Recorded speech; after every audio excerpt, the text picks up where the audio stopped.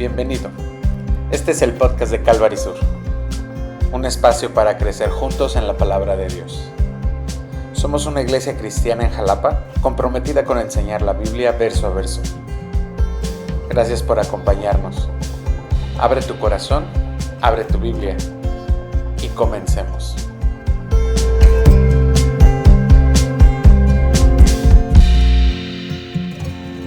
¿Qué te parece? Abre tu Biblia en Apocalipsis y hoy vamos a hacer un pequeño recordatorio, una semblanza o cómo se le denominaría, recapitulación, gracias. Una recapitulación de lo que hemos estado viendo antes de estudiar la última copa de la ira de Dios. Y hemos avanzado, gracias a Dios, viendo a lo largo de Apocalipsis, hemos visto la misericordia de Dios. ¿Y cómo no ver la misericordia de Dios si hasta el último momento ha extendido Dios su misericordia? Ha extendido Dios las oportunidades para que volvamos a Él, para que tengamos un corazón hacia Él, y pareciera como que es hasta un tanto, un tanto exagerado, déjame decir, cómo las oportunidades que Dios ha puesto han sido una tras otra, tras otra. Y aunque vamos a ver que el tiempo de la oportunidad se acaba, vamos también a ver que aún en medio de eso, la justicia de Dios, el juicio de Dios, también es una manera de amor de parte de Él. Y hoy necesitamos hacer esta recapitulación, esta semblanza de quién es Cristo. Porque Apocalipsis no es un libro que nos hable acerca de la bestia y del tormento y de la muerte, sino más bien nos habla de un Cristo que está sentado en el trono, de un Jesús que está venciendo, de un Cordero que está recibiendo gloria, de un plan de Dios que se cumple para la gloria de Dios y que nos coloca delante de Dios y que podemos arrojar nuestras coronas delante de Él y decirle santo, santo, santo. Y de eso se trata Apocalipsis. No se trata de que tengamos miedo de qué va a pasar acerca del fin, sino más bien de que podamos ver con certeza, con esta seguridad que Dios está en el trono. No podemos acercarnos al Apocalipsis con miedo. No podemos acercarnos con esta curiosidad, inclusive porque pareciera hasta un poco morboso hablar acerca de las bestias y del sello y de las copas y de los... Pero más bien es que nos acercamos al Apocalipsis sabiendo que vamos a poner nuestras coronas delante de Jesús, reconociendo al único que es digno, al único que merece toda la gloria, y que al final de la historia, decía un hermano predicador, si hay algo que debes de saber del Apocalipsis, si no te llegas a aprender todo, sábete esto: Jesús gana.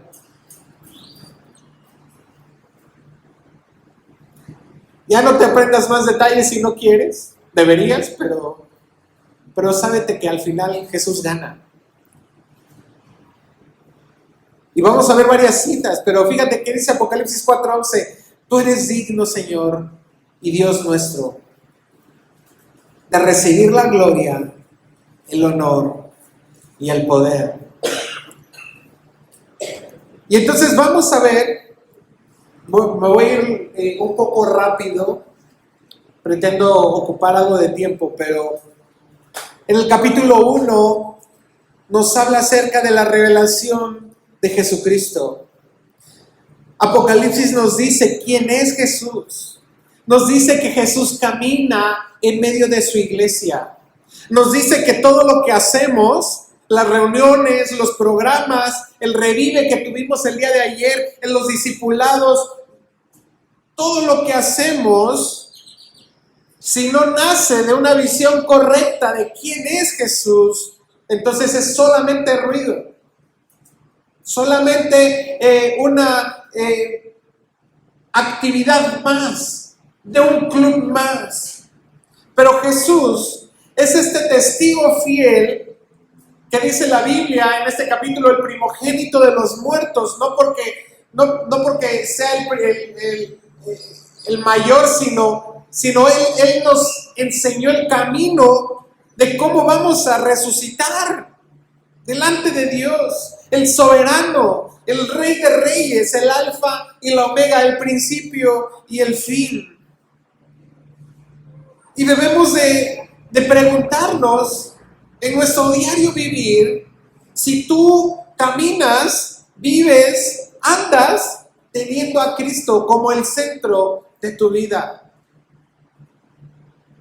Si todas las decisiones que estás tomando importantes en tu vida, ayer presentaron exámenes para la universidad, y a lo mejor no sé cuántos jóvenes presentaron examen y cuántos de ellos pudieron preguntarle a Dios, esto es lo que tú quieres que yo haga. Sé tú el centro. En mi matrimonio, sé tú el centro. En matrimonios que quieren empezar, sé tú el centro. En familias que caminan con Dios, decirle al Señor, sé tú el centro. Porque sin el amor que brota de Dios, sin la presencia de Jesús en nuestras vidas, aún lo que parezca espiritual es vacío completamente.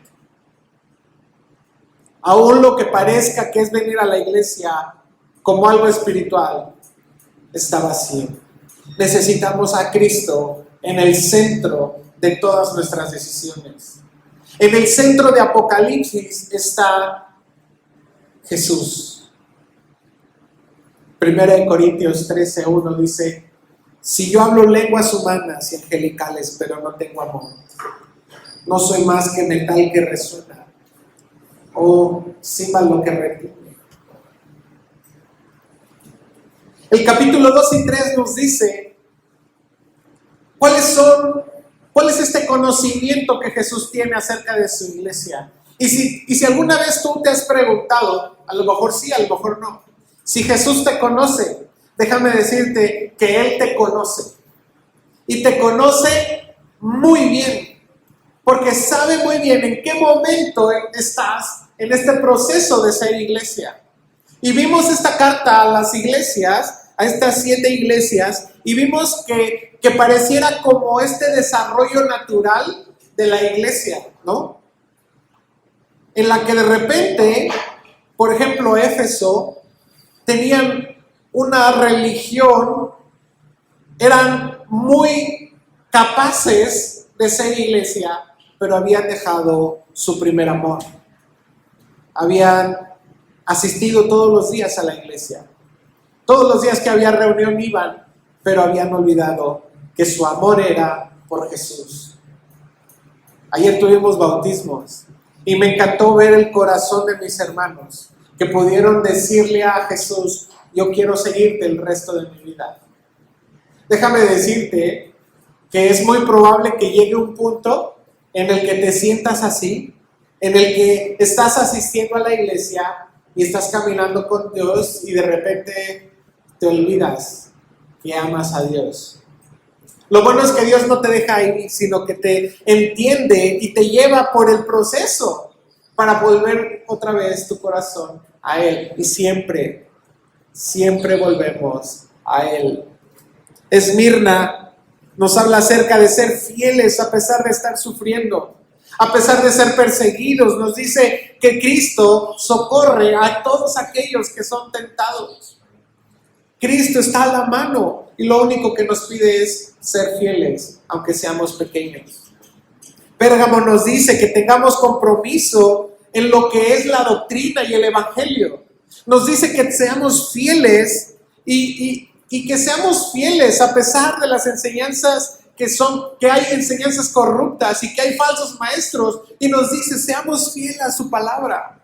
Seamos fieles a buscar a Dios en la Biblia.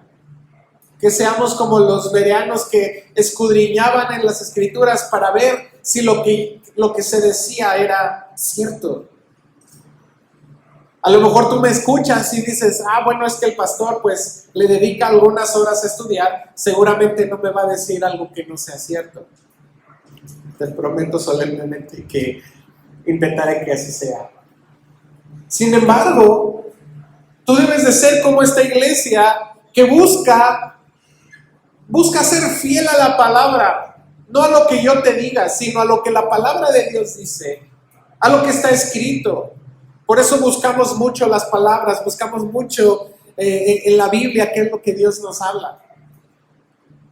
Tiatira le habló diciéndole que estaban tolerando al pecado, que a lo mejor sí había amor y servicio, pero se habían dejado engañar por las enseñanzas. Y nosotros debemos ser así, con amor y con servicio, pero debemos de estar cuidando, no tolerar el pecado. Amamos lo que Dios ama, pero aborrecemos también lo que Dios aborrece. Dios aborrece el pecado. Sardis era una iglesia que parecía que estaba viva, pero estaban muertos, estaban cómodos, estaban dormidos, estaban confiados en las glorias del pasado. Y como nosotros como iglesia no debemos de descansar en eso. No debemos de descansar en nuestras glorias pasadas. Ayer tuvimos un evento maravilloso, pero no nos vamos a quedar ahí. No nos vamos a quedar pensando en que qué bonitos los eventos que pasaron. Tenemos que buscar a Dios de una manera constante. Tenemos que buscar a Dios. No quedarnos dormidos. Mantener siempre esta búsqueda de Dios. Filadelfia, una iglesia pequeña, pero fiel. Una iglesia pequeña que conocía quién era Dios. A lo mejor no era muy fuerte, pero era fiel. Y su fidelidad, y la fidelidad de la iglesia consistía en saber que Dios también era fiel. La Odisea era una iglesia que había entendido que su vida era mediocre. La vida de iglesia era autosuficiente espiritualmente. Fíjate esta frase. Tenían suficiente de Jesús para estar seguros, pero demasiado mundo para ser felices en Jesús. Buscaban mucho complacer al mundo. ¿Cuál de estas cartas describe tu vida? ¿Cuál de estas iglesias te habla hoy a tu corazón? No sirve de nada que tengamos manifestaciones externas si en nuestro corazón ese Jesús al que nosotros hablamos es el Jesús que conoce y que sabe muy bien dónde estás, que sabe muy bien cuál es tu corazón. Apocalipsis 3:19 dice: yo reprendo y disciplino a los que amo. Y a cada una de las iglesias les dijo: sé pues celoso y arrepiéntete. Si tú hoy estás en una de estas condiciones, déjame decirte, arrepiéntete. Y hay maneras de caminar ahora con Dios. Vuélvete a Dios. Vuelve tu corazón a Dios, sabiendo que Él está esperando. Él está a la puerta. A una de las iglesias le dice: yo estoy a la puerta y llamo. Si alguien oye mi voz y abre la puerta, y entonces yo entraré con Él y cenaré con Él, y Él conmigo. El capítulo 4 nos habla acerca de cuál es el centro del universo. Y nos dice que el trono de Dios está en el centro. Jesús es llevado al cielo y descubre que el centro no es ni Roma, ni Jerusalén, ni el hombre. El centro es el trono de Dios. Y la adoración no está en los escenarios espectaculares, está en el Cordero. Este Cordero inmolado, este Cordero que fue sacrificado. Y ahí está el centro de nuestra adoración.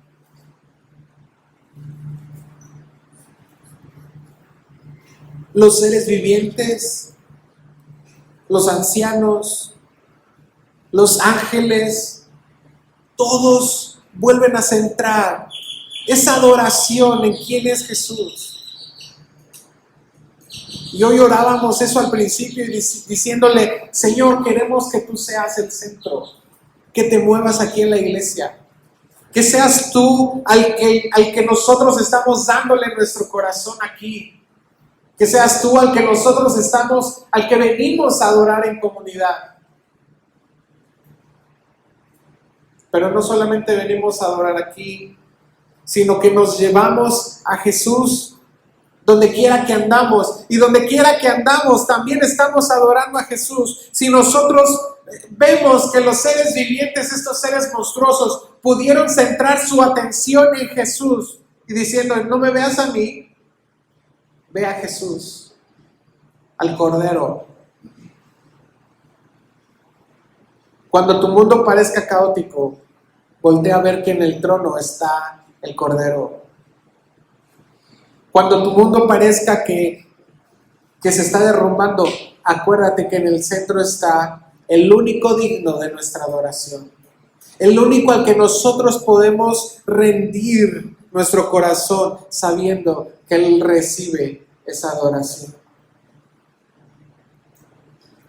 Apocalipsis 4:8 dice: Santo, santo, santo es el Señor Dios Todopoderoso, el que era, el que es y el que ha de venir.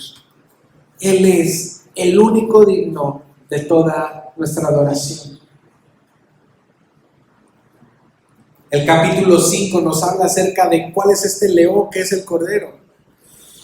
Había un problema, había un rollo que tenía sellos y que nadie podía abrir los sellos. Y nadie era digno de abrir los sellos. Y de repente aparece el león de Judá, que resulta ser el Cordero inmolado. Y qué contraste, vemos un león como el rey, ¿no? Siempre este símbolo del león como el rey, pero que en realidad tiene cara de cordero, que fue inmolado, sacrificado, entregándose por sus enemigos, entregándose voluntariamente a morir para que tú y yo pudiéramos vivir.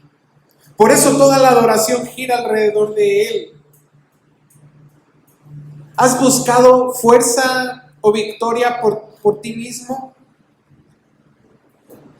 ¿Has buscado éxito por ti mismo? La verdadera victoria es cuando nos rendimos delante del Cordero. Jesús dice en Filipenses 2, no estimó ser como Dios, sino que se entregó voluntariamente. Se entregó.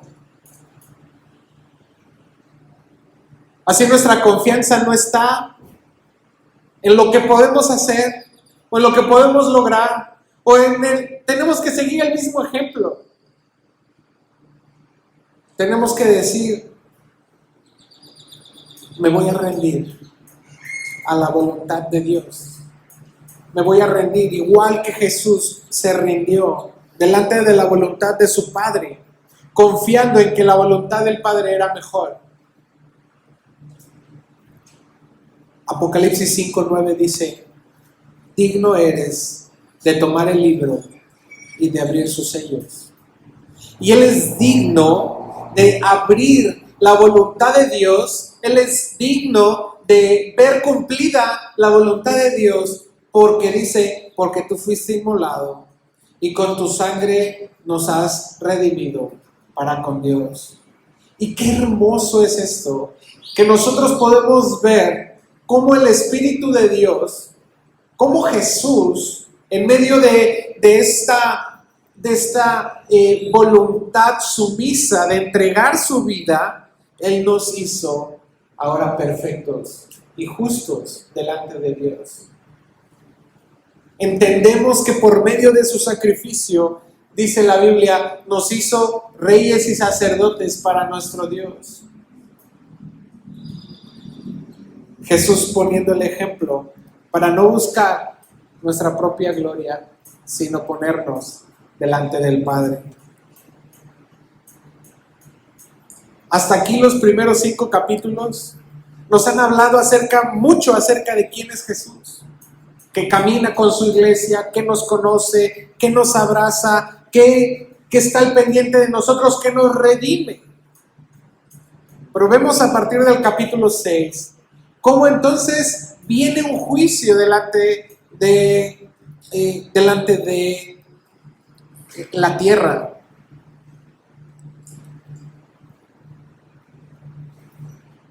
Cuando vemos en el capítulo 6 que este juicio es real y que el único refugio que tenemos es en Cristo. Todo el plan de Dios se cumple. Desde el principio, antes de Jesús, todas las profecías apuntaron a quién era Jesús. Todas las profecías se cumplieron acerca del Mesías.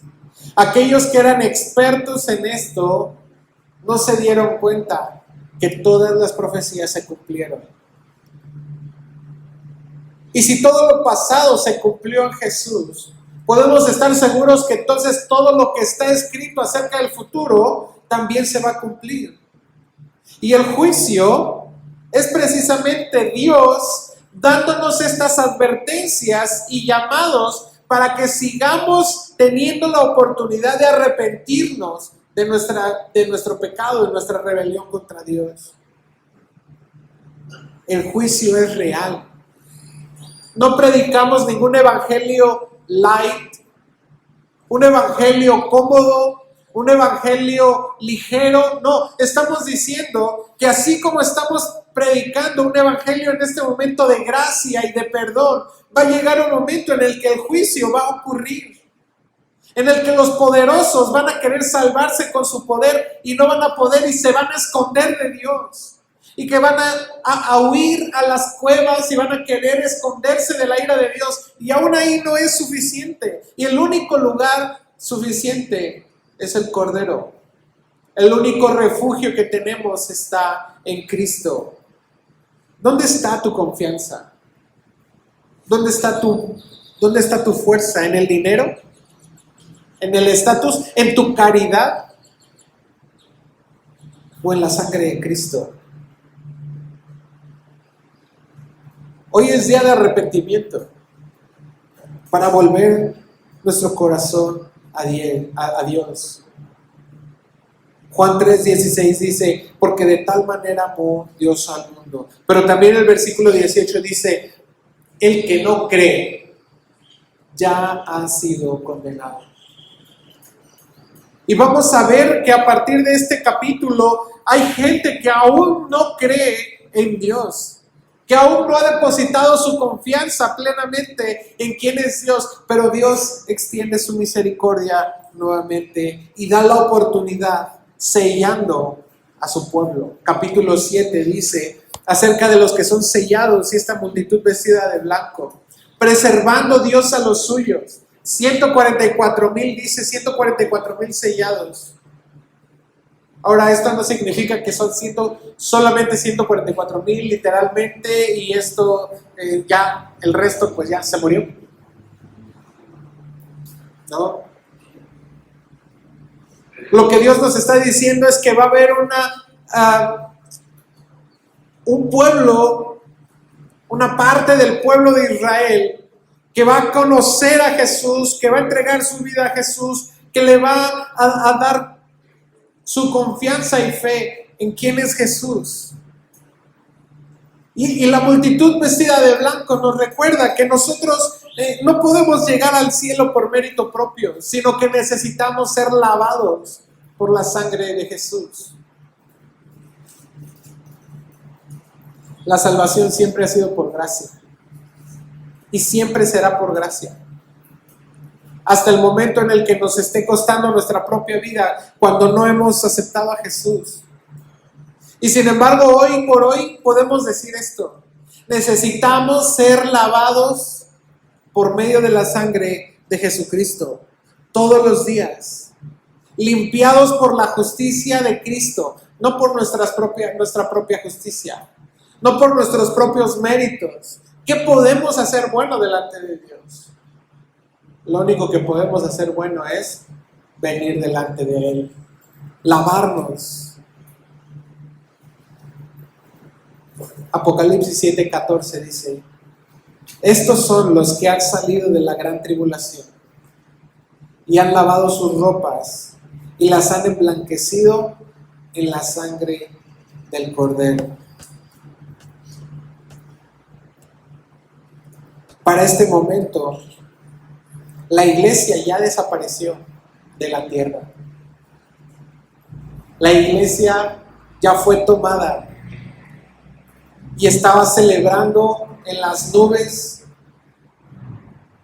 las bodas del Cordero, encontrándose con Jesús. Y la Biblia nos enseña en Tesalonicenses que aún los muertos en Cristo resucitarán primero, y los que hayamos quedado seremos arrebatados juntamente con ellos en el cielo y le veremos.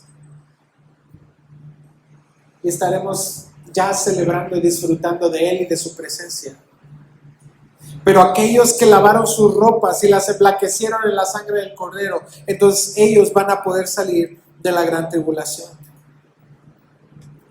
Capítulo 8. Ocurre un silencio durante media hora, y pareciera que este silencio de Dios implica una ausencia, pero no es ausencia, sino es una expectativa de lo que Dios va a hacer, porque Dios empieza a lanzar este juicio a la tierra con fuego, con truenos, con terremotos. Y gracias a Dios que no nos va a tocar a nosotros ver esto, porque mucha gente va a clamar pidiendo perdón a Dios y va a ser salva, pero mucha gente no va a alcanzar perdón. Muchos van a morir. A veces en nuestra vida pensamos que Dios no nos escucha y parece que hay silencio.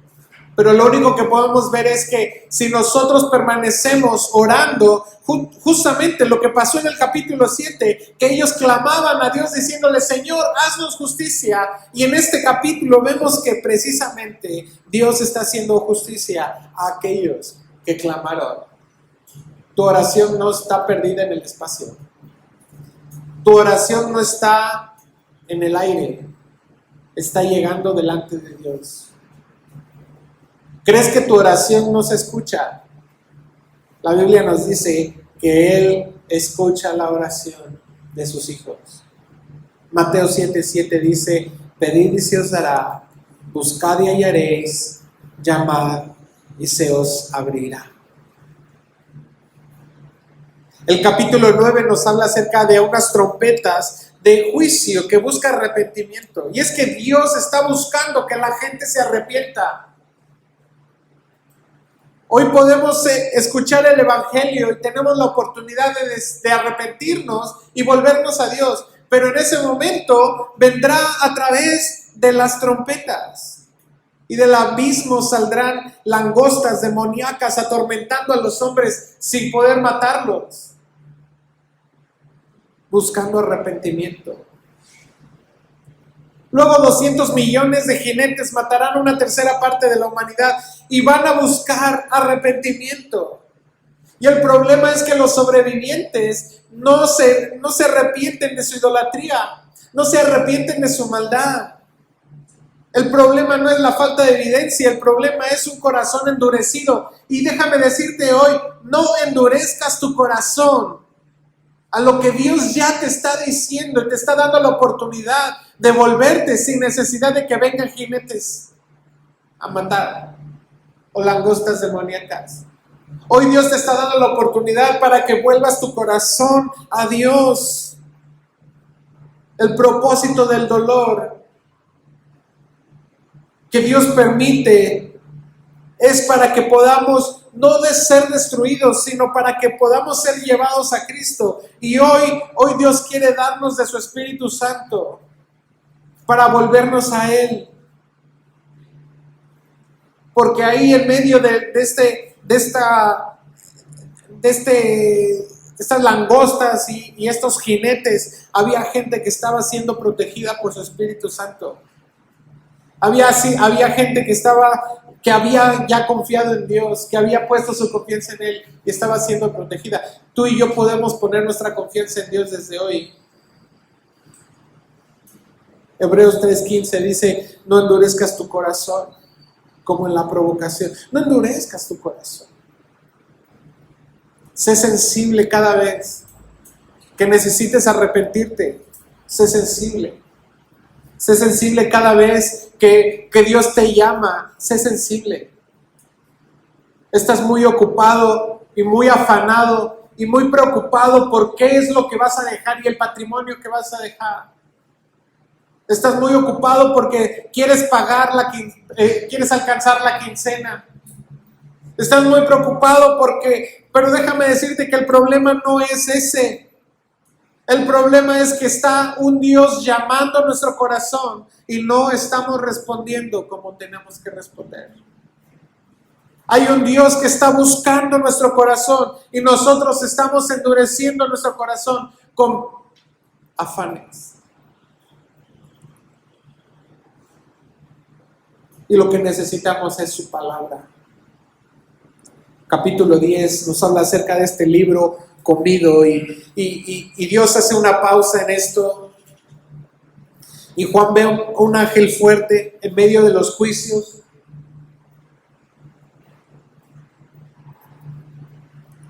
Ve truenos que sabe que dicen algo, pero no les es permitido saber.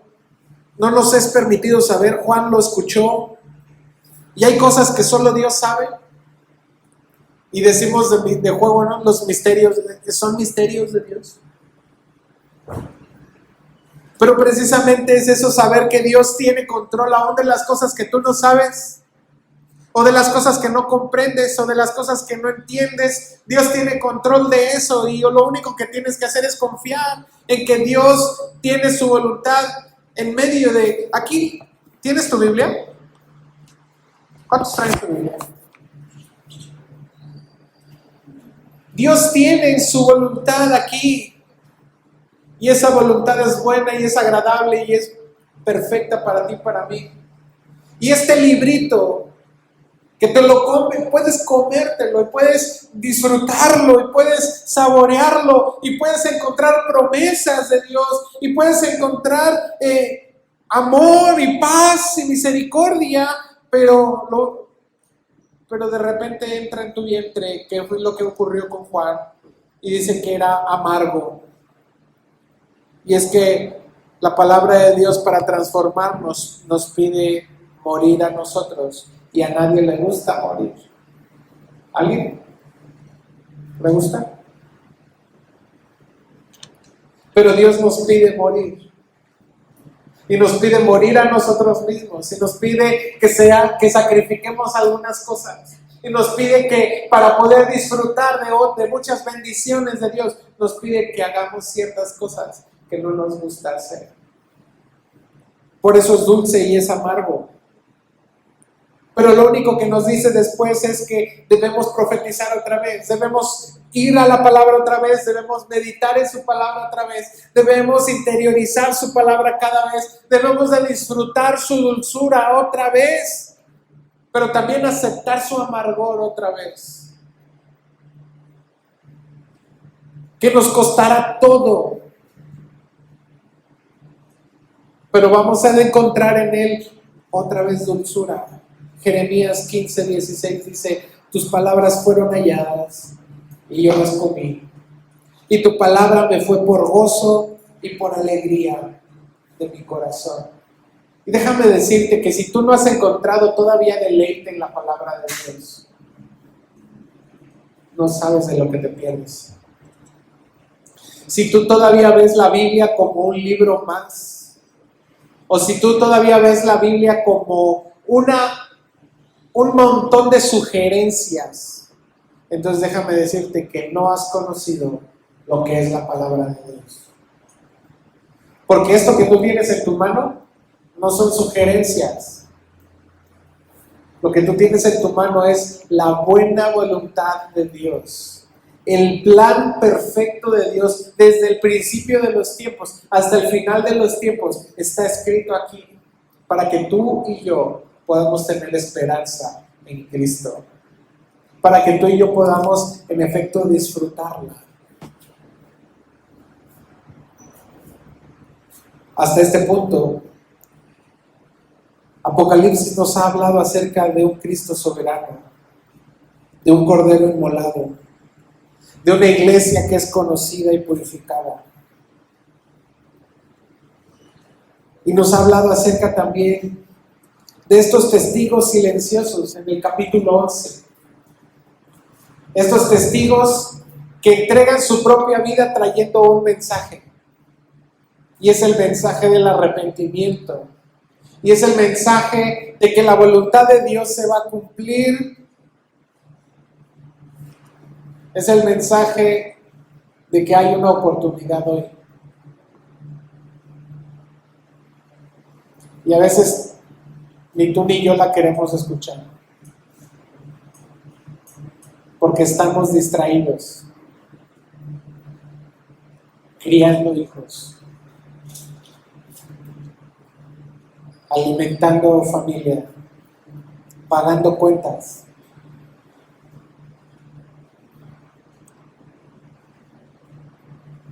Preocupado por el afán de la vida. Pero hoy esa es la oportunidad que tenemos.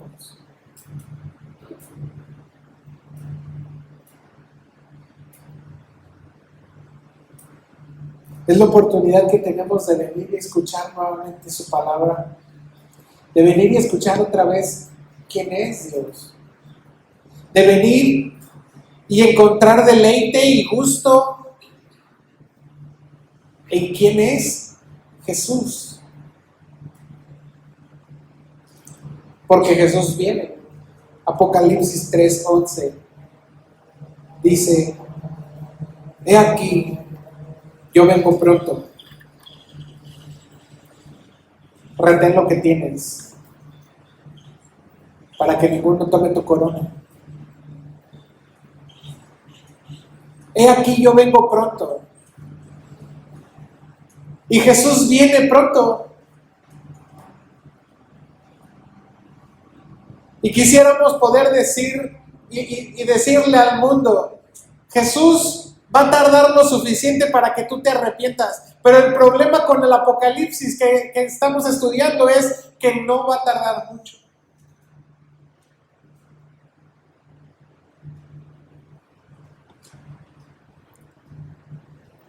¿Y tus hijos que no conocen a Dios se van a perder? ¿Y tu familia,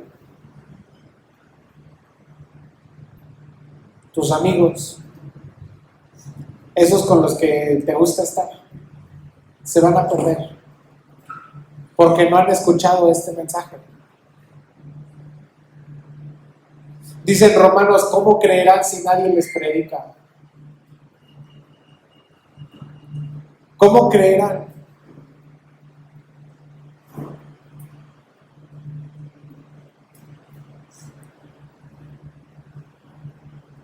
Y Dios te está llamando para que tú seas esa voz que pueda llevarle este mensaje, esta oportunidad a ese alguien que no conoce que el fin de los tiempos se acerca y que la ira de Dios está cerca.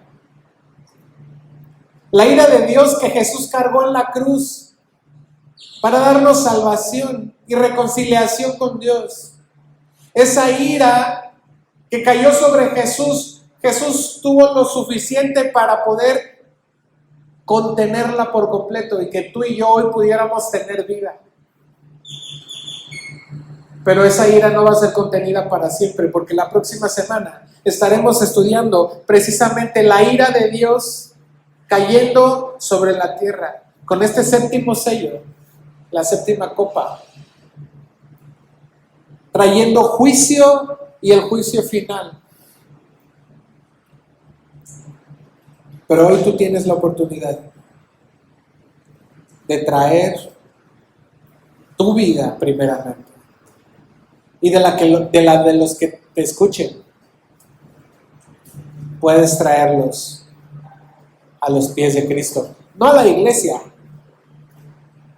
La iglesia es consecuencia, es traerlos a los pies de Cristo. Ponte de pie, vamos a orar.